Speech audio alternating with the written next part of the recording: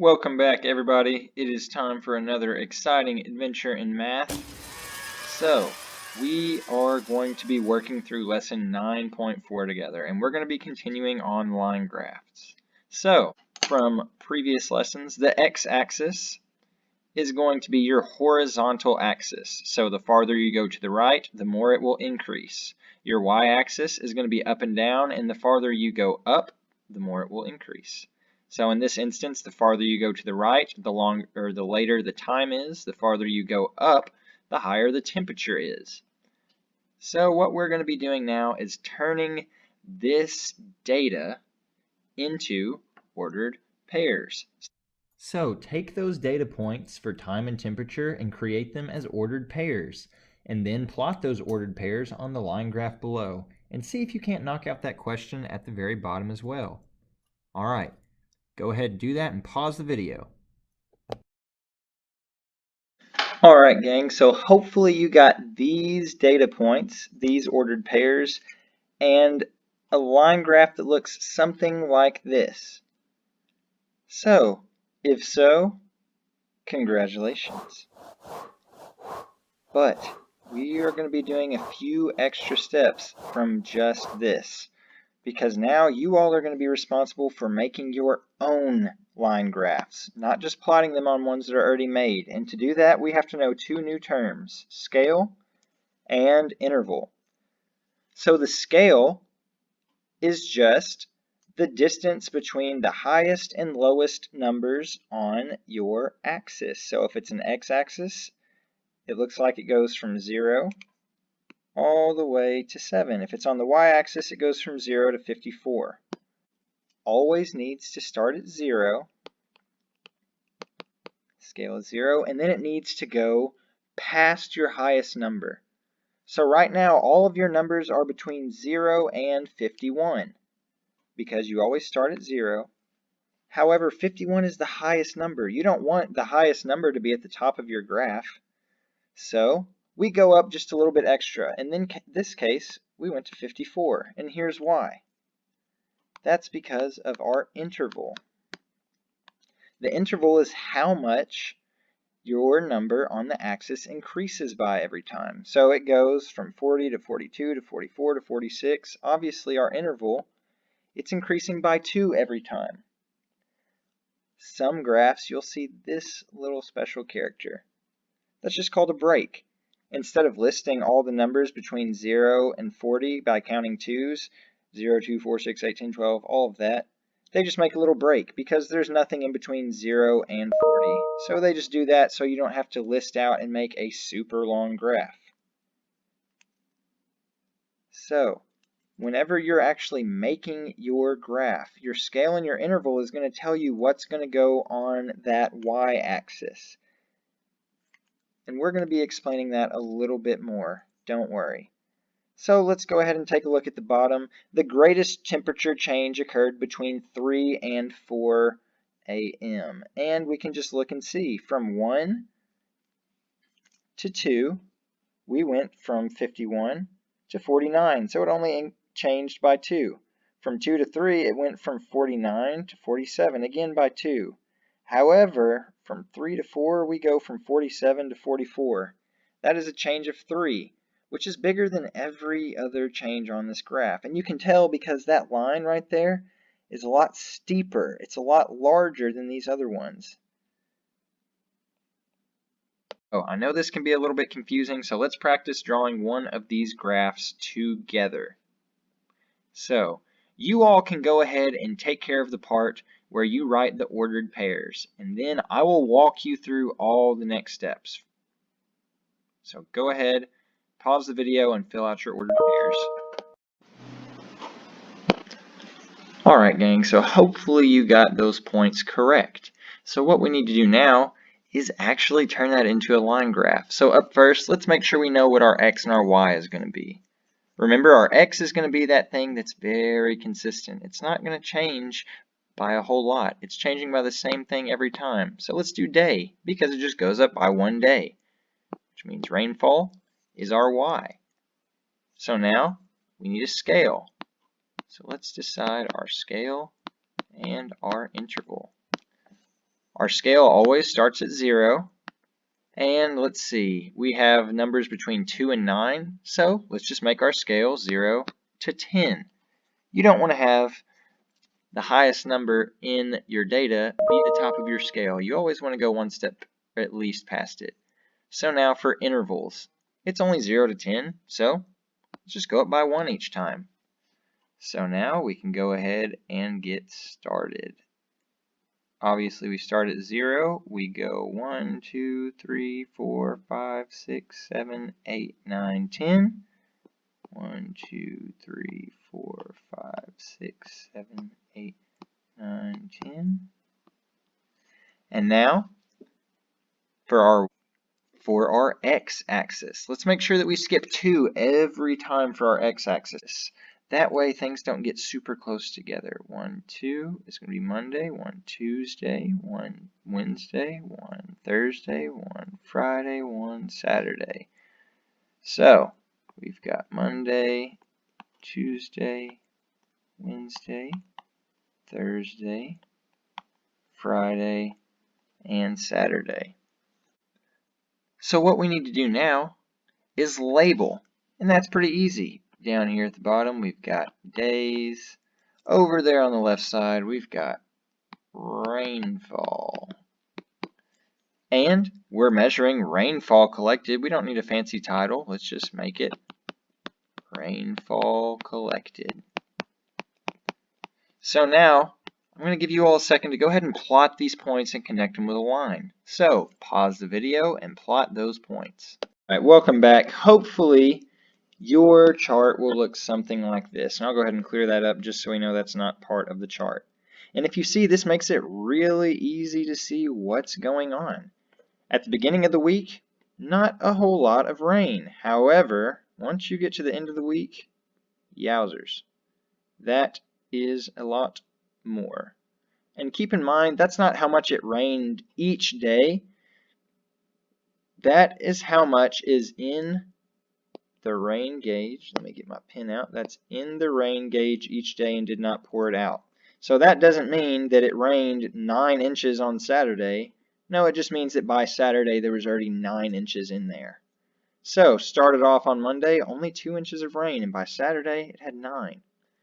So on which day was the total rainfall recorded the greatest? So if you just look at the chart, the highest point on there is going to be at the very end. So we know Saturday is when the total rainfall was the greatest.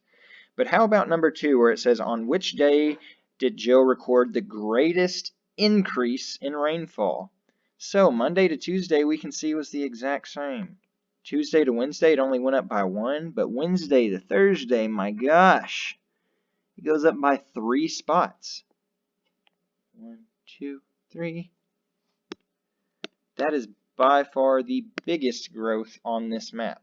Thursday to Friday is close with a 2, but on which day did Jill record the greatest increase from the previous day? That's going to be Thursday. That was the greatest increase. All right. Great job, everybody, on that one. Moving on. So let's tackle this one. So do this one together. For the scale and interval. That's all fine and dandy for number 1, but first let's decide what's going to be our x-axis and what's going to be our y-axis. So for the month, we have January, February, March, April, May. That's consistent. It goes up by the same every time. Throw an X on that bad boy because that is your x-axis, which means temperature is your y-axis. So now we need scale and we need interval.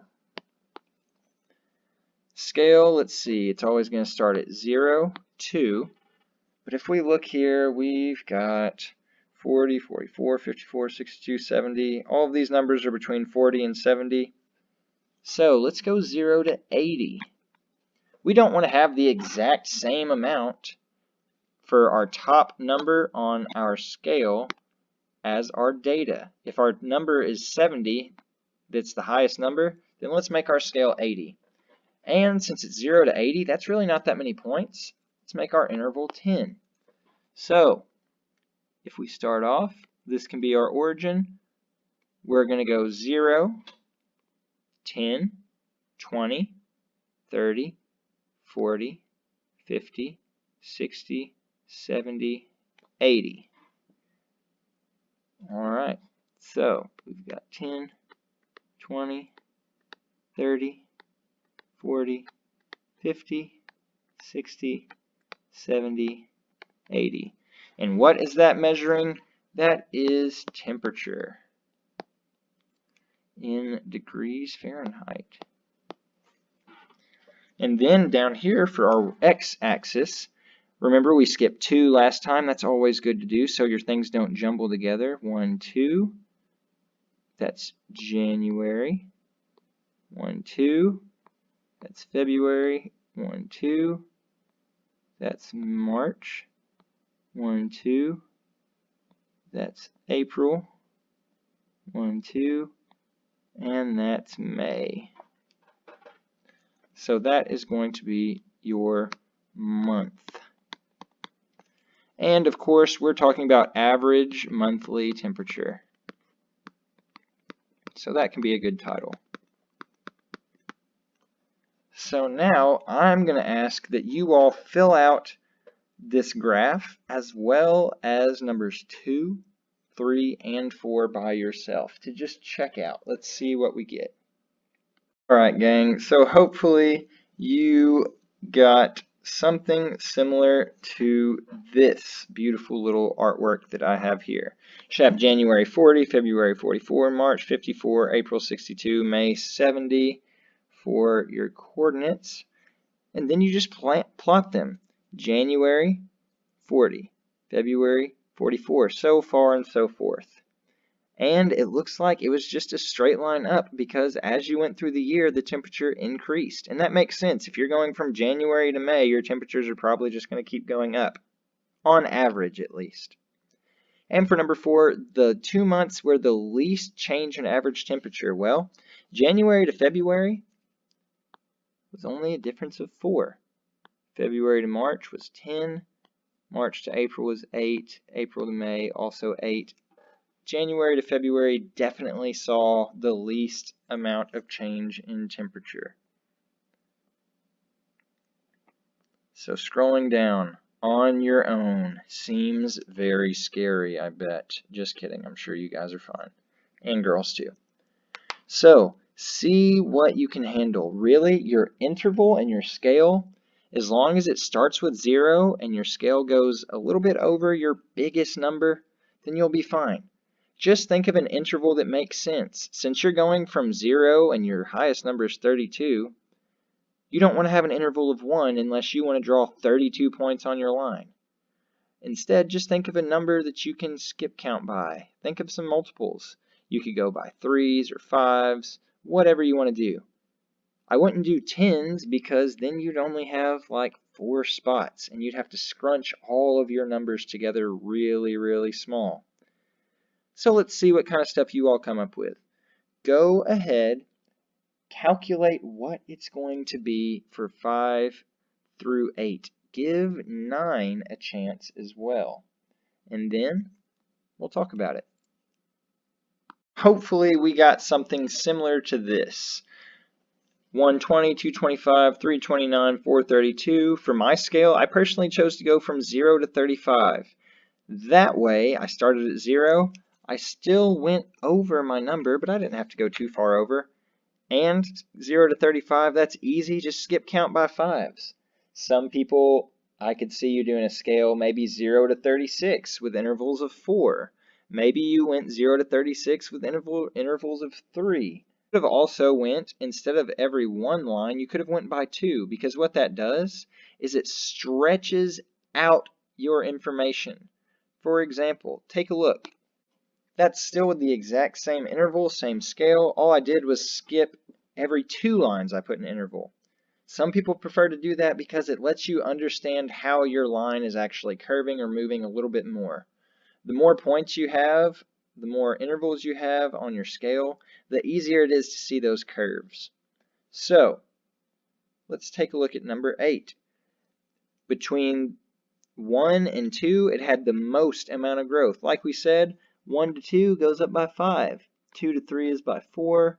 3 to 4 is by 3. So that would mean that the most had 1 and 2, and the least definitely had 3 and 4. But here's an advantage of using or skipping 2 lines every time. Use the graph to estimate the height at 1.5 months. So let's go to where 1.5 months would be on the graph. It would be about right there. So if we track this all the way up, 1.5 is right there, perfectly in between 20 and 25.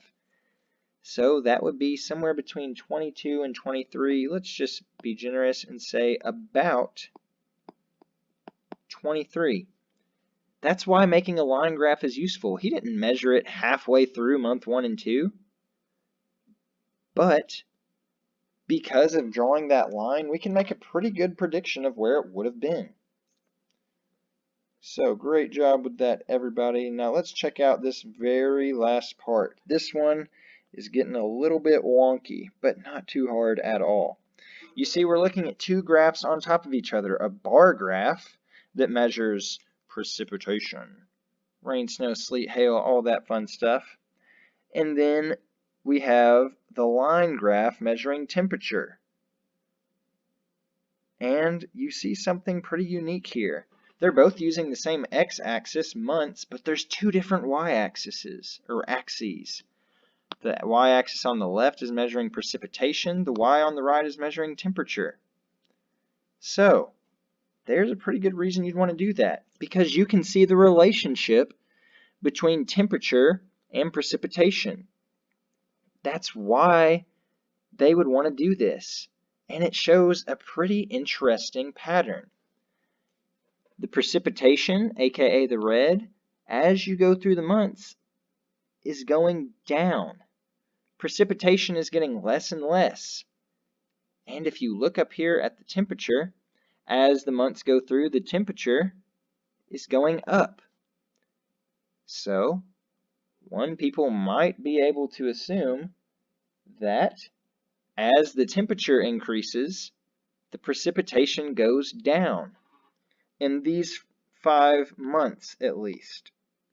That's how you can use this information in real life. Whenever you use these numbers, these pieces of data, and actually put them into something we can see, you get to see patterns in relationship. So let's take a look at number 12. Number 12, check out this sweet line graph and see if you can't figure out those 3 on your own, and then we will come back together at the very end. We are back. So for 12A, there was no change in the amount of snow to day 2 to day 3. Well, day 2 there was 2 inches of snow. Day 3 there was 3 inches. Increase. 12B, the greatest increase between day 4 and 5. Make sure you notice it said consecutive days. That means days in a row. So 4 and 5 goes up 1, 2, 3 spaces. 3. Or you can also just look at the graph itself. That's the beauty of making this. That is definitely the sharpest increase there is, the biggest climb upward, the steepest hill, whatever you want to say. And then from C, from day 1 to day 6, the amount of snow increased from 1 foot to 8 feet. So day 1 was 1 foot, day 6 was 8 feet. Alright guys, I know this was a long video, but this can also be a kind of tricky lesson. It's very hard to go over it whenever I'm not here with you all to field questions, so please, please, please, if you have any questions or something you're not sure about, put them in the comments below. Send me an email. Do whatever you need to do to make sure you're successful on these lessons, because that's the most important part. That's why I'm making these, because I just want to help you out. I'm by no means a professional YouTuber or great at making these videos, but I'm doing my best, so please tell me anything that you're still confused about, maybe some ways that I can make them better, anything at all. And, as always, I hope you're staying safe. I miss you all. Keep it cool, keep it classy, and keep it 212, Lakers. Nunley out.